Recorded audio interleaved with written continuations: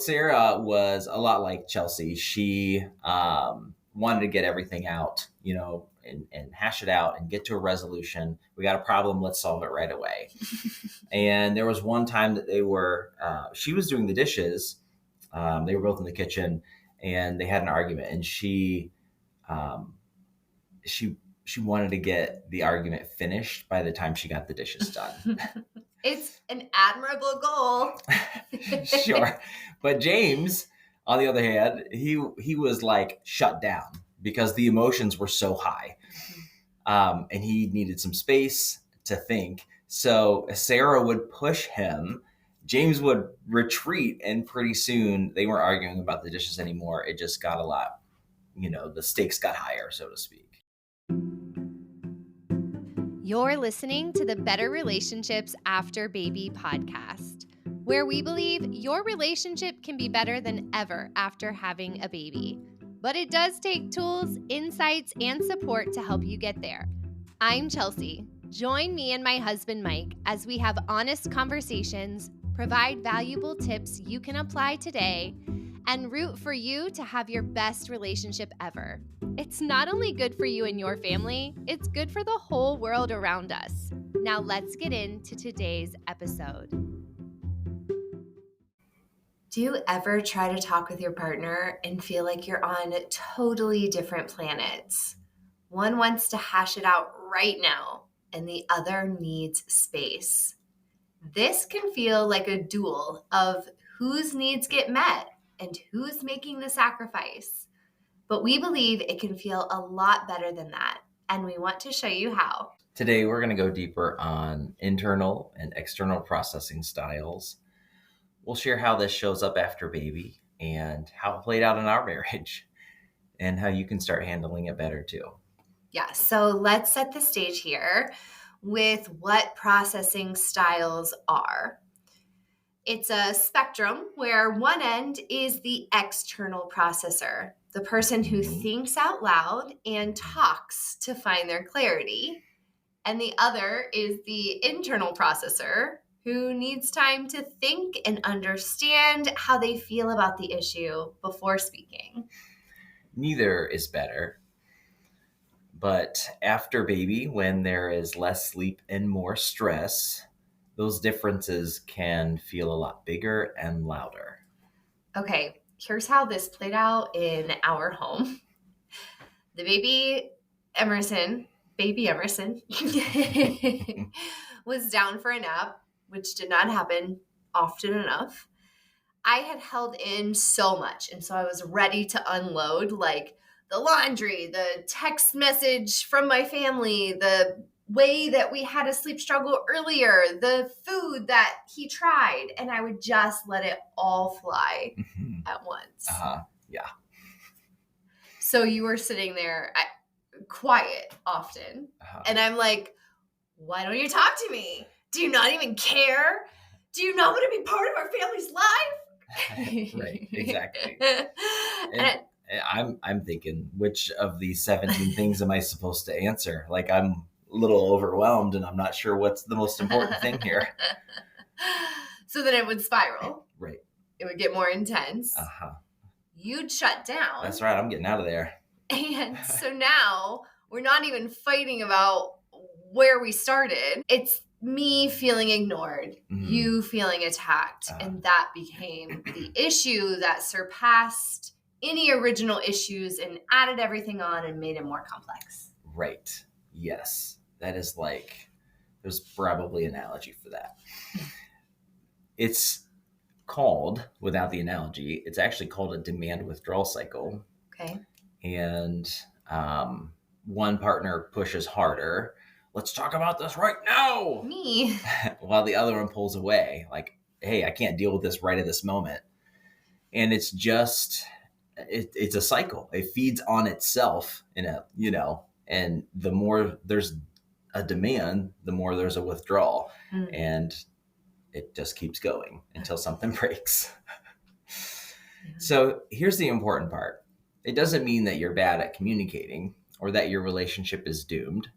What's really happening is that your nervous system is kicking in a different way. Your nervous system's always running, but it has different modes. And so this is a shift towards more of the survival kind of the nervous system. And that's a spectrum also.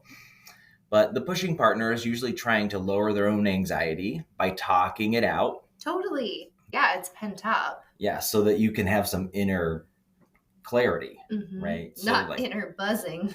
right, yes. So when you talk it out, you're trying to lower your anxiety of all that stuff, right? That's going on in your head. Yes. And then I would withdraw for the same reason.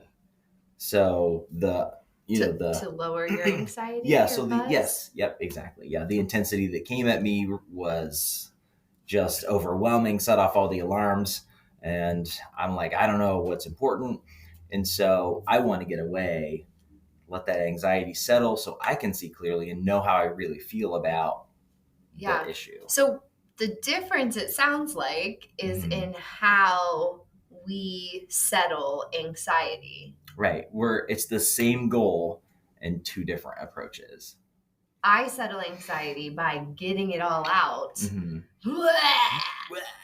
And you settle anxiety with this like inner quiet. Yeah. wrapping a blanket around your soul and making it safe to like process. That's a good way to say it.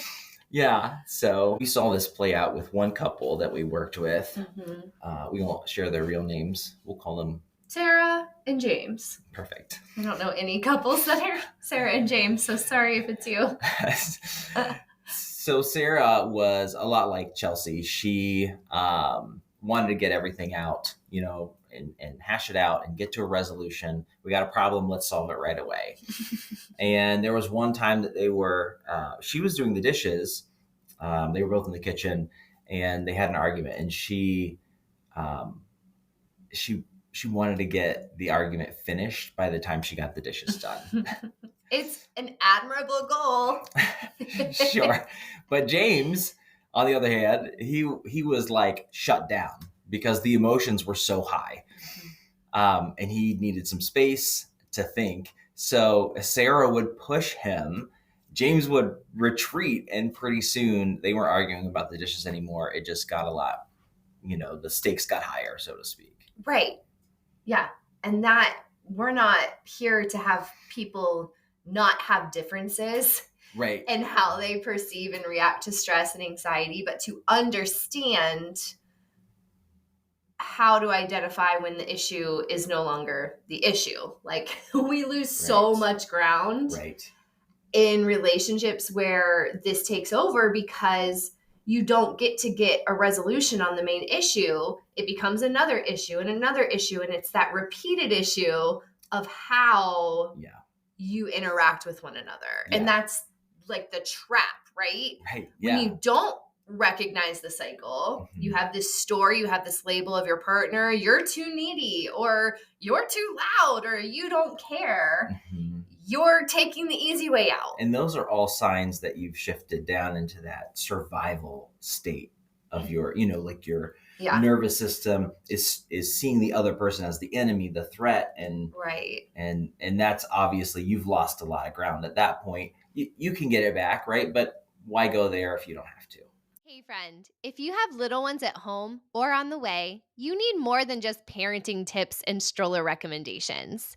You need support that actually strengthens your relationship, protects your peace, and helps you feel like a team. That's exactly what we do at Postpartum Together.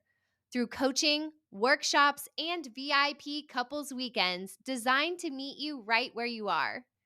If you're ready to stop just surviving and start building something stronger together, book a free call with us using the link in the show notes.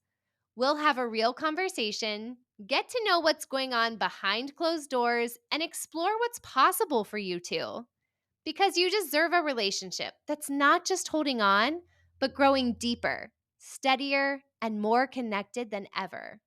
And we can help you get there. Right. Yeah. So when that stress is rising, as you said, your body kind of flips that switch into survival mode. And I say flips the switch because sometimes it feels like that. Oh, sometimes it sometimes it's feels real so quick. sudden. Yeah. And you probably know the feeling I'm talking about, where your heart is beating faster, your chest feels tight, maybe your face gets hot. It's like your brain hits an alarm button. Mhm. This is something called flooding. So when you're flooded, your brain is not working the way it normally does. Right. Yeah. It's You can definitely not. picture that, right? What it looks like when something is flooded, it's not steady, it's not solid, it's not where it needs to be. And so that part of your brain that helps you to stay calm and listen and even use curiosity can go offline for a little bit. So then you're not hearing each other. Right? Yeah, You yeah. just start talking past each other and blurting things out you don't even mean, or Yeah. getting defensive before you even understand what your partner's saying. Yeah. Right. No, that's so true.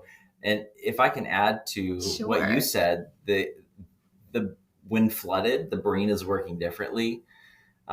This happens all the time, and this is probably the biggest takeaway. If this is not already known, the brain, you can think of it as operating on a spectrum, and you've got the survival mode at one end, Mm-hmm. and then at the other end, you've actually got our best human qualities. Hmm. You've got connection, empathy, love, I forget what that's called when you think about the future. There's a term for it in psychology. So the fact that you're flooded is moving you towards more basic, ancient, really, like Right. these are old instincts that kept us alive when there was a tiger around the corner. But they're not so helpful today, right? And so it would be like a trigger that would cause that flooding, because nobody really wants to go there unless you're in an alley somebody pulls a knife, right? Like that's an appropriate time to get into fight or flight. And so in relationships, we want to stay in our highest functioning, most recently evolved parts of our brains, right? Because that's where we're going to have the most joy, the most Right. connection, the most creativity. Like Yeah. that all happens there. That's the magic. And so that's kind of what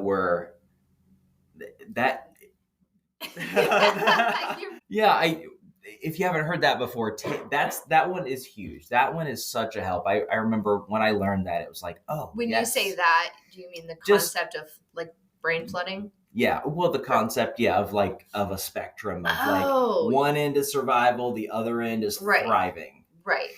So kind of our evolutionary versus our primal traits and Yeah. the spectrum of those. Yes. Yeah, absolutely. Yeah, that I like that you brought that in, because I can remember sometimes I always think about the kitchen in Apple Valley as like painful times. Painful times. There were times where I was like, am I just fucking crazy? Like, I feel like I felt animalistic sometimes, Yeah. just like ragey takeover. Oh, yeah. Everything was pent up. I didn't know how to let it out. Like, yeah, Chelsea had undiagnosed postpartum rage.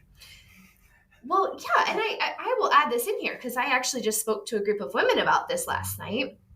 In my first season after baby, my first postpartum season, I thought that postpartum depression was going to be sad, couldn't get out of bed, woe is me. And I'm like, that ain't me. In no way I have postpartum depression. Right. In retrospect, knowing what I know now with a lot more information than I had 9 years ago, I am absolutely sure that I had postpartum depression that showed itself through rage and anger.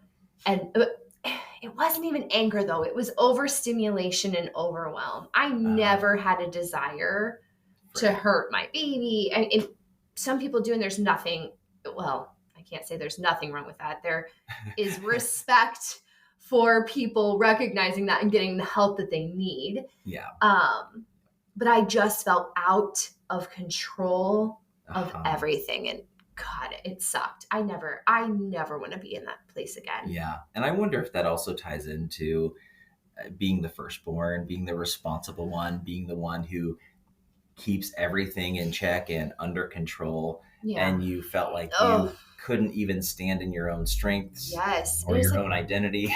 painful to even think back on how Yeah.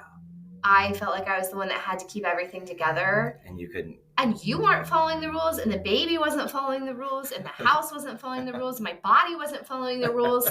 Yeah. What a shit show. Yeah. Okay. Yeah. All right. Well, let's do some tools here. Yeah, let's move into some helpful things. The first step is just notice, like awareness, Mhm. knowing that it's happening.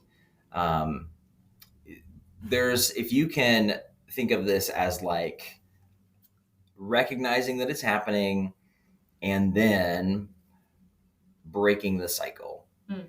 What we'll want to do is, like in our situation, what we learned to do as an example is sometimes you would say, I just need to word vomit for 5 minutes. Yeah. I just need to get all this out. Don't take anything as the truth.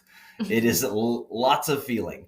And then I can get to the main point. Mm-hmm. And this is after we recognize it. So we'll, or maybe I will say, hey, I see we're in this cycle that we don't want to be in. I need to take 20 minutes and I'll be back ready to talk. Yeah. So I think one really important piece about this is the clarity in what you just said. Mm-hmm. The first example, like, I need to talk this out for 5 minutes. Right. And then I'm going to, get out as much as I need to, hopefully, to be able to progress in the conversation. Mm-hmm. But telling, like, you could set a 5-minute timer, or we look on the clock. Like, those parameters are respectful. Mm-hmm. Yeah. In your example, I need 20 minutes to think. Mm-hmm. And maybe even like, okay, right now it's 7:40. I'll be back at 8 o'clock.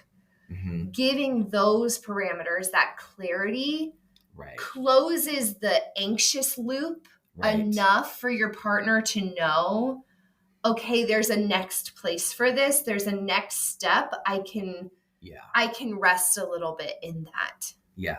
Yeah. That's so good, because typically the demand withdrawal is, they step away from each other in a fight, right? Right. But this is like stepping away from each other with an agreement to come back and resolve it. Yeah.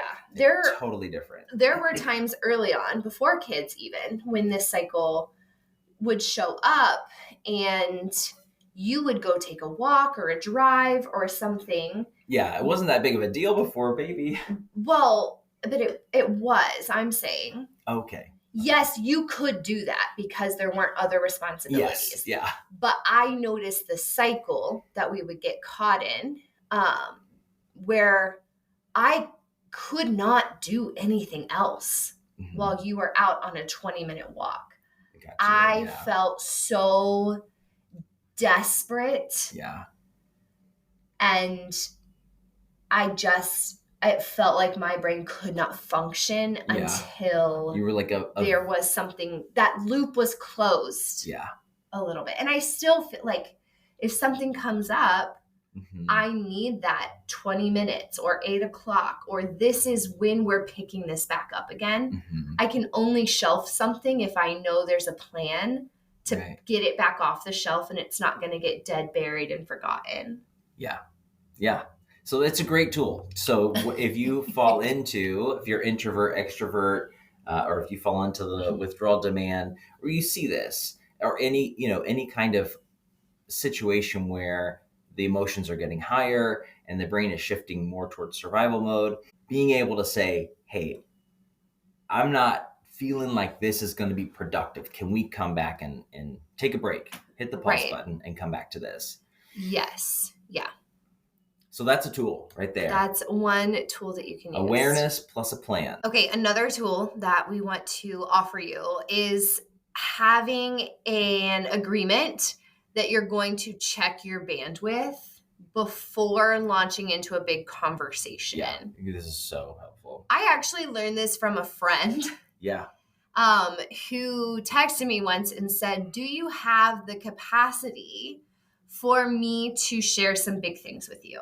Mm-hmm. And I was like, whoa, wow, like that level of respect blew my mind and has become a really strong tool in our relationship too. So we want to offer, before you launch into a big conversation or throw something at your partner, asking, do you have the energy for this right now? Like on a scale of 0 to 10, where are you on having the capacity to have this conversation?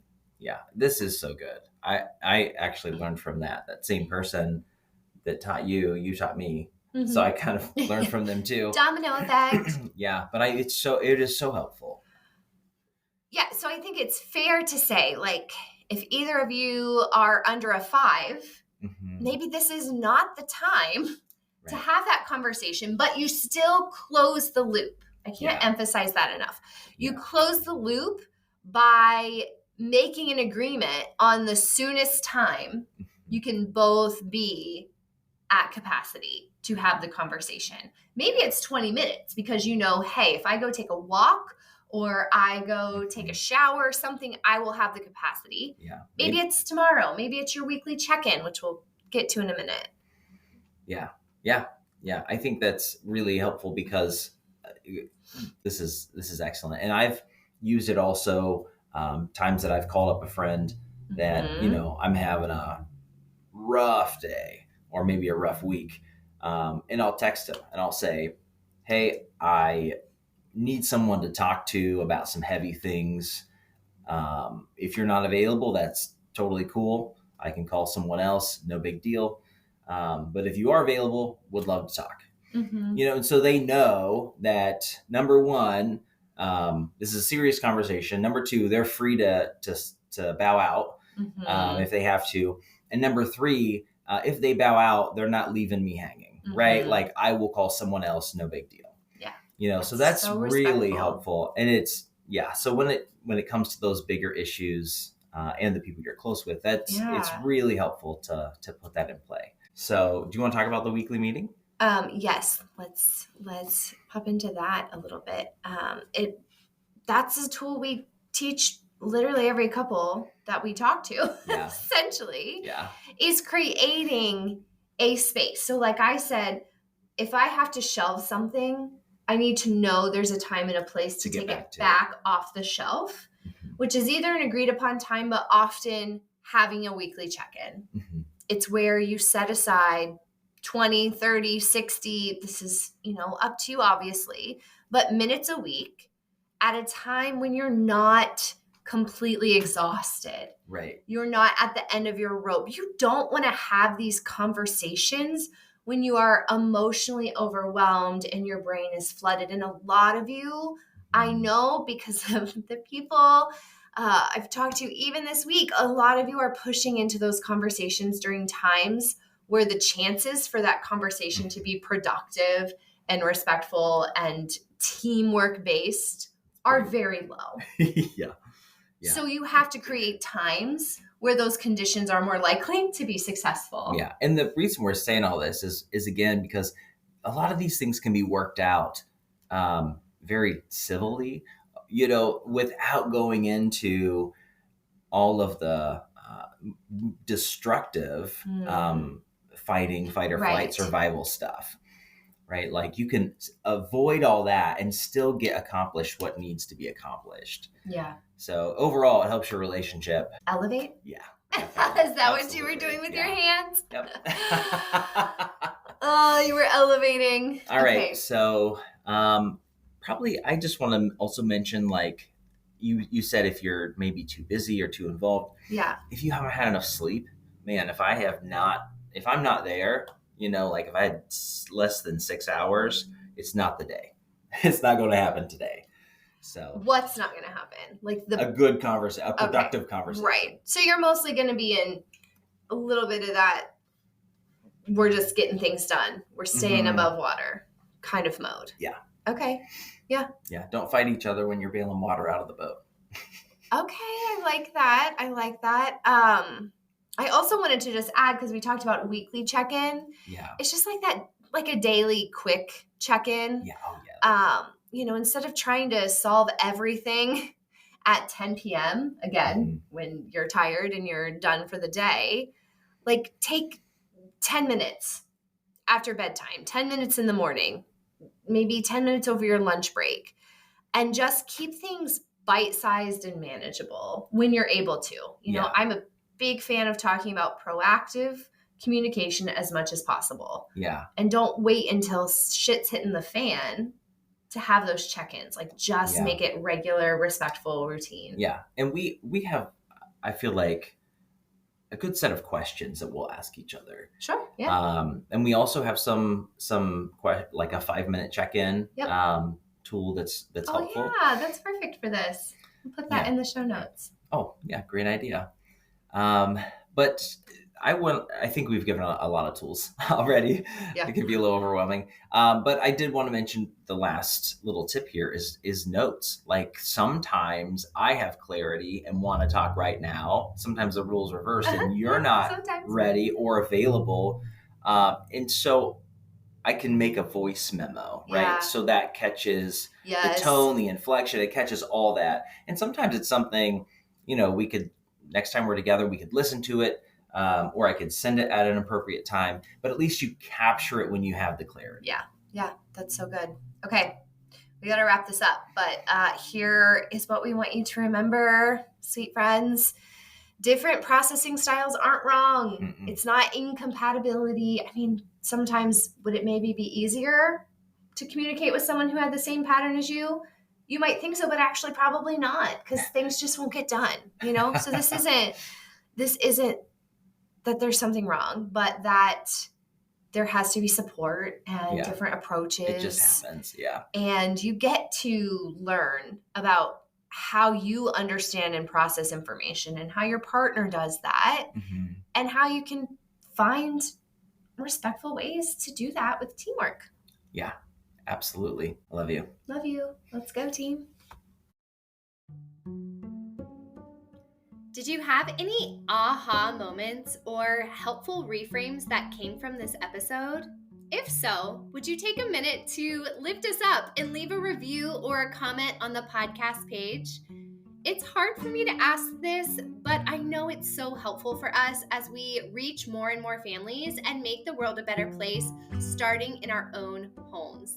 So again, if something stuck out to you, if you are sending this to your partner so that you can have a conversation, or if there was a helpful tip you're going to employ in your own life, take a moment, leave a review, and let's keep the conversation going.